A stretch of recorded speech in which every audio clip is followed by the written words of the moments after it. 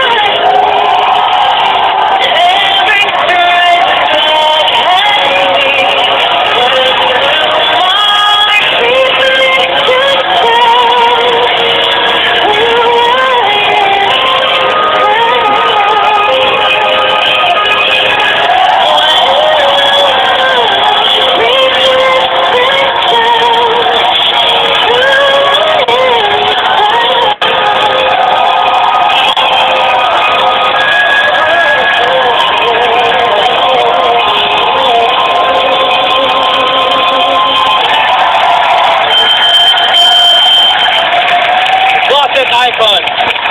Kids at home, please do not try this. Only professionals are allowed to do this. Closet Icon. Ayos. Okay, please step forward, guys. Okay, Tuesday. Ano palagay mo? Mga kapatid, ayos lang ba kayo? Okay lang po. Oo, ngayon ko lang nagamit ang kulay itim sa cheeks, no? Ngayon ko lang nakita yung ganyang paggamit. Pwede pala siyang gamiting blush, oh. Nakakaano lang. Parang pasa-pasa lang kayo, no? Totoo ba ang balita namin na nag-away kayo dahil sa isang lalaki? Dati po yun. Oo. Nag-away kayo kasi pinag-agawan niyo yung isang lalaki o yung lalaki ang nanggulo sa inyo sa pagkakaibigan niyo? Parang parang binablahan lang niya kaming dalawa, parang pinag-aaway-aaway niya kami. Pinaglaruan kayong dalawa. Ginamit ang inyong mga puso pero hindi pala totoo ang mga sinasabi.